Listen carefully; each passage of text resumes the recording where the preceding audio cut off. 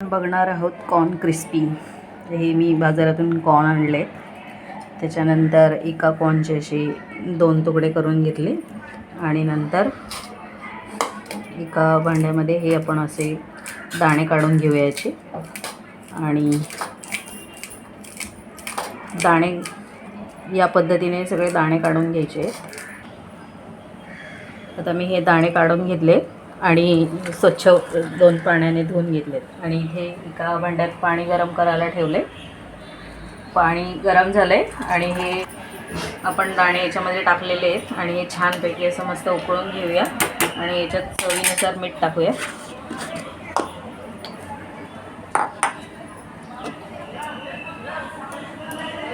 आणि थोडं बटर टाकूया म्हणजे चवी। हे असं मस्त हलवून घेऊया आणि 5 मिनिटं उकळू देऊया। तर आता हे उकळत आहे तोपर्यंत आपण इथे क्रिस्पीवर टाकण्यासाठी मसाला करून घेऊया। तर मी इथे घेतलाय 1 चमचा धणेपूड, 1 चमचा काळं मीठ, 1 चमचा जिरे पावडर, 1 चमचा लाल तिखट आणि मीठ चवीनुसार आणि मिरी पावडर, चाट मसाला। तर हे सगळं आपण एकत्र करून घेऊया।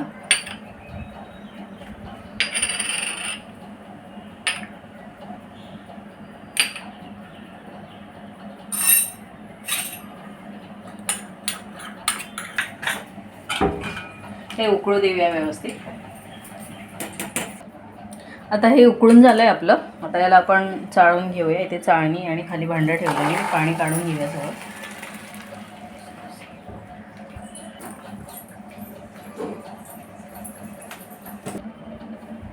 आता हे आपण कॉर्न पाणी पूर्ण काढून घेतलेलं आहे आणि आपण हे ताटात काढून घेऊया।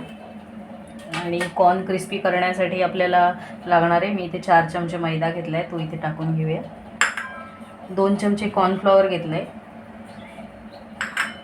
1 चमचा लाल तिखट घेतलं आहे, 1 चमचा मीठ घेतलं आहे। मीठ आपण आधी टाकलं होतं चवीनुसार, पण तरी पण आपण पाणी काढलं आहे म्हणून थोडं टाकलं आहे। आणि 1 चमचा जिरे पावडर आणि हे सगळं आपण मिक्स करून घेऊया।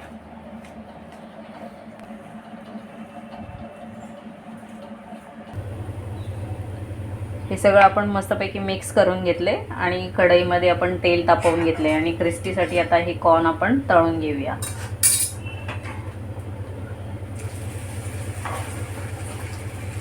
छान मस्त कडक तळूया,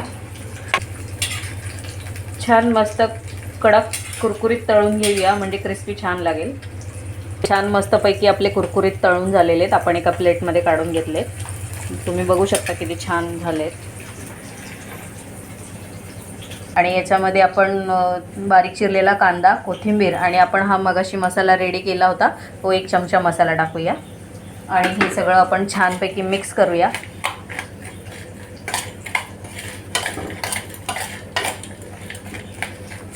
याच्यावर थोडंसं लिंबू पिळूया म्हणजे चटपटीत लागेल खायला।